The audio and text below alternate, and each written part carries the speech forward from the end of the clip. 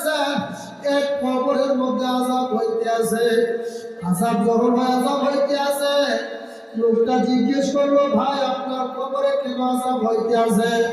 বলতে আছে, ভাই আমার নাফরমানির জন্য, গুনাহের জন্য আমার কবরে আযাব চলতে আছে। বলে আপনি যদি আমার জন্য একটু উপকার করতে পারতেন। বলে কি উপকার করব? বলে আমার তো সন্তান নাই, একটি মাত্র মেয়ে সন্তান রয়েছে। বাজান আপনি আমার মেয়েটারে চাইয়া বলবেন, আমি কবরের পরে বড় কষ্টের মধ্যে আছি। আমার এই মেয়েটা যেন আমার নামে আল্লাহর রাস্তায় কিছু সদকা করে, খয়দান করে। এবার আল্লাহর বান্দা আল্লাহু আকবার, হঠাৎ ঘুম ভাঙিয়া গেছে। ঘুম ভাঙার পরে চিন্তা করলো, স্বপ্নের যুগে যে লোকটাকে দেখলাম, এই লোকটা বড় কষ্টের মধ্যে আছে। লোকটা দেখা যায় বারবার স্বপ্নের যুগে যে ঠিকানা দিয়েছে, ঠিকানা মতে উনি চলিয়া গেছে। যাওয়ার পরে জিজ্ঞেস করলো, এই গ্রামের মধ্যে এমন নামে কি কোনো লোক ছিল? বলে আসছিল। বলে লোকটা কোথায়? মারা গেছে।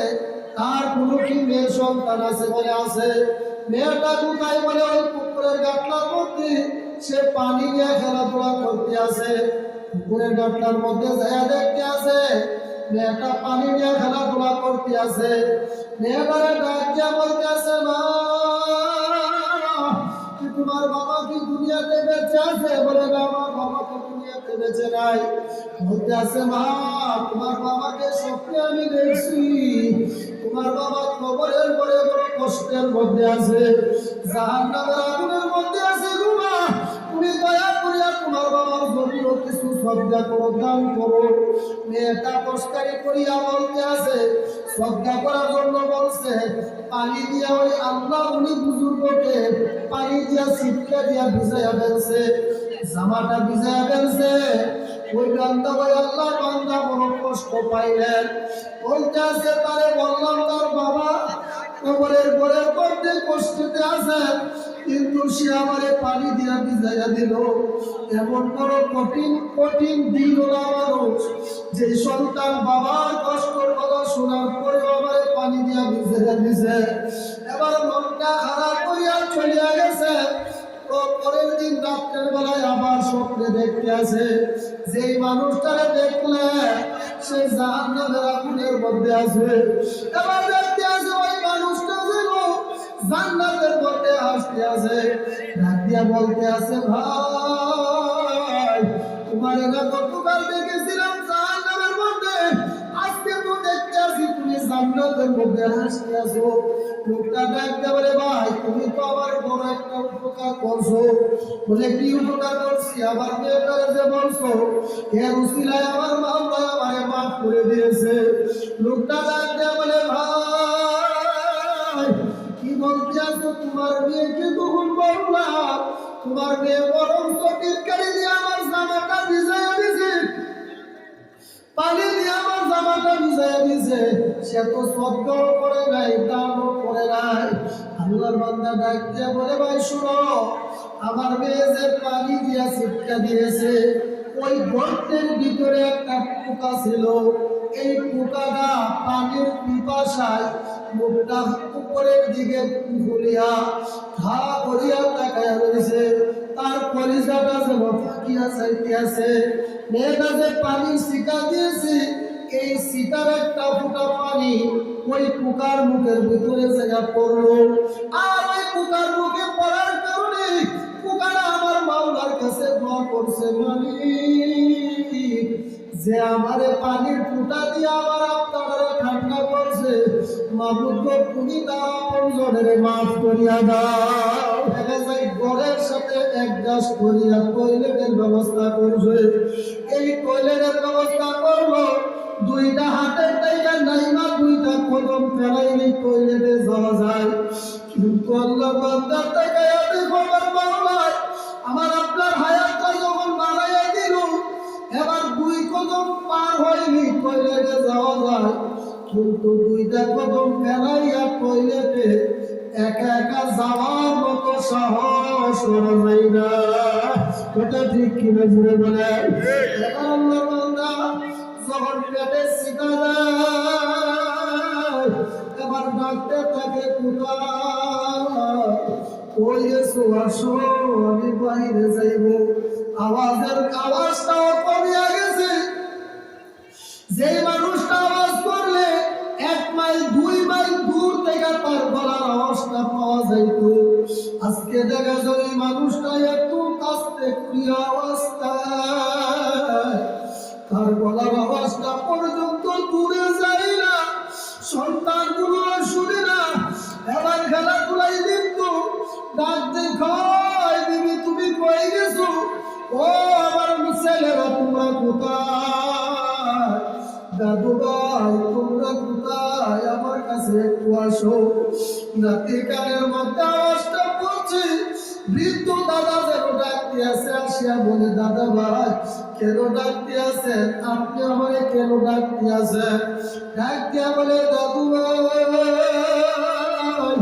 তুমি আমার একটু দৌড়াইয়া একটু বসাও। এই ক্ষমতা তোমার কোথায় চলিয়া গেছে? বিছানার থেকে তুমি একা একাই উঠতে পারো না। নাতিরে ডাক দিয়া বলে দাদু ভাই আমার মাথার বসে ধরিয়া আমার একটু উঠাও।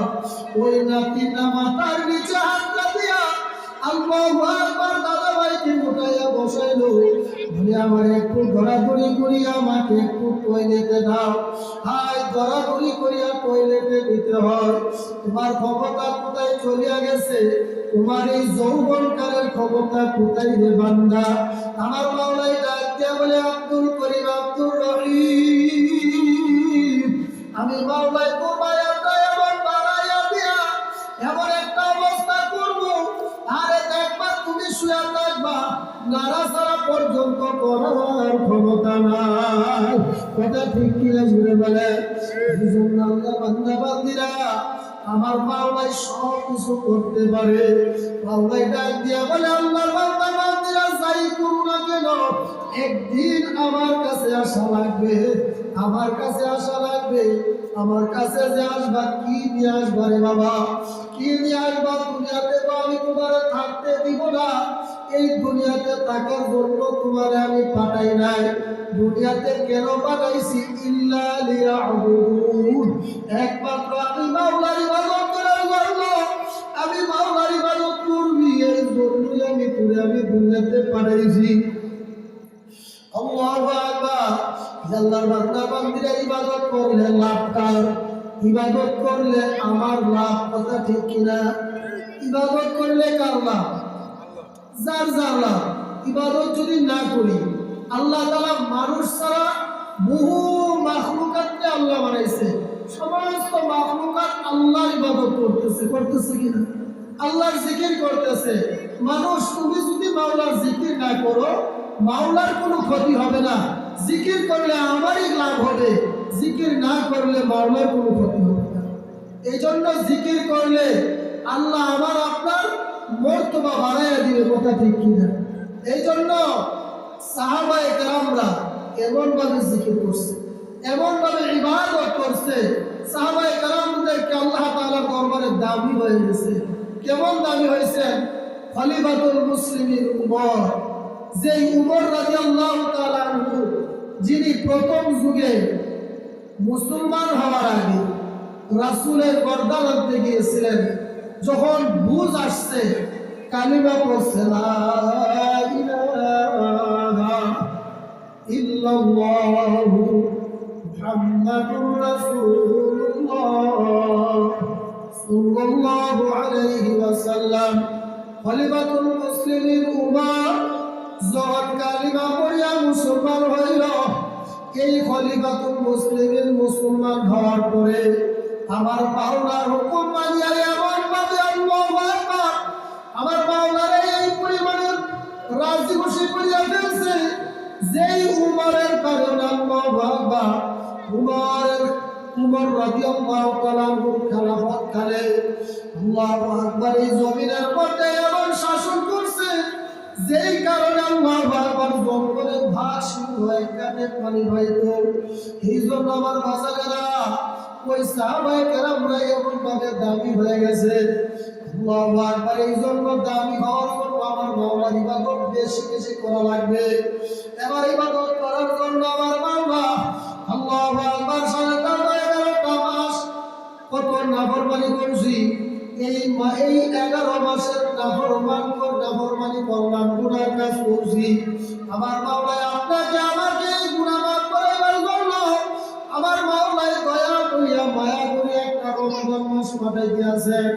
আল্লাহর হাবিব যে দোয়া করতেন, আল্লাহুম্মা বারিক লানা ফি রজব ওয়া শাবান ওয়া বাল্লিগনা রমাদান। মাবুদ গো, রজব এবং শাবানের মধ্যে হায়াতের মধ্যে বরকত দাও, রমজান পর্যন্ত আমার হায়াতটা পৌঁছায় দাও। হে আল্লাহর বান্দা বান্দীরা রমজান মাস শেষ করতে আছে, কত বুধবারের দিন আর রাত্রে রমজান মাসের জন্য সারি খানা হওয়া লাগবে। বাবা, এই রমজান মাসটা আসতে আছে, রমজান মাসটা বড় দামি একটা মাস। এই রমজান মাসের উসিলায় আমার মাওলায় সর্বপ্রথম যে কাজটা করবে, আল্লাহ বান্দা বান্দীরা যেন রমজানের রোজাগুলো সুন্দরভাবে রাখতে পারে, এই রমজানের রোজাগুলো যেন ভালো করে রাখতে পারে, শয়তান যেন ধোঁকায় ফেলতে না পারে। রমজান মাসের সম্মানার্থে আমার মাওলা ইবলিস শয়তান গুলোদেরকে বান্ধিয়া ফেলবে, তাদেরকে বন্দী করিয়া রেখে দিবে। আল্লাহ বান্দা বান্দীরা আল্লাহু আকবার। এই জন্য রমজান মাসে মানুষগুলো দেখা যায় বেশি বেশি ইবাদত করবে। বাবা, যারা কোরআন শরীফ পড়তে পারে, ছোটবেলায় কোরআন তেলাওয়াত শিখছেন, কিন্তু বহুদিন যাবৎ সম্পর্ক না থাকার কারণে, কোরআন শরীফ ধরার কারণে অনেকে দেখা যায় কোরআন শরীফ পড়া ভুলিয়া গেছে। হে বাবা, যারা কোরআন শরীফ শিখছেন, শিখার পরে ভুলিয়া গেছে, হাসরের ময়দানে ওই মানুষটা, যে মানুষটা কোরআন শরীফ শিক্ষা ভুলিয়া গেছে, এই মানুষটারে হাসরের ময়দানে আমার মাওলা এমন ভাবে উঠাইবে, তার শরীরের মধ্যে কোনো গোশত থাকবে না, শুধু হাড্ডিগুলো থাকবে। এই হাড্ডিগুলো দেখা এমন ভাবে এই মানুষটারে দেখা হাসরের ময়দানে পরিচিত হয়ে যাইবে। এই মানুষটাকে এমন ভয়ানক মানুষের আকৃতি তো আর দেখি না। এই মানুষটার দেখা যায় গোশত দেখা যায় না, মানুষটার শরীরের মধ্যে শুধু হাড্ডি দেখা যায়, দুসুরা হয়ে যাইবে। এই মানুষটা হইল সেই মানুষ, যেই মানুষটা দুনিয়ার জমিনের মধ্যে মাওলার কোরআনুল কারীম শিখার পরে শিখছে, সেইটা ভুলিয়া গেছে। এমন মানুষ আছে না নাই? কোরআন শরীফ শিখছে, এখন দেখাও পড়তে পারে না, ভুলে গেছে। এবার আল্লাহর বান্দা বান্দীরা রমজান মাস আসতে আছে, এখন নিয়ত করেন, রমজান মাস আসতে আছে, আমি এই মাওলার কোরআনুল কারীমটা আবার আমি শিখবো। হে আল্লাহর বান্দা বান্দীরা, যদি কেউ শিখার ইচ্ছা থাকে, কেউ যদি মনে করে আমি কোরআন শিখবো, কেউ যদি মনে করে আমি কোরআন শরীফটা শিখবো, তার জন্য সহজ। আপনি যদি ৬,০০০ টাকা খরচ করেন, ৩,০০০ টাকা খরচ করেন, ৩,০০০ টাকার বিনিময়ে ৬,০০০ টাকার বিনিময়ে দেখবেন আপনি কোরআনুল কারীম সহি শুদ্ধভাবে পড়া সহজ হয়ে যাবে। কেমনে বলতে পারে? আপনি যদি ৩,০০০ টাকার বিনিময়ে একজন মসজিদের ইমাম সাহেব হুজুরকে এবং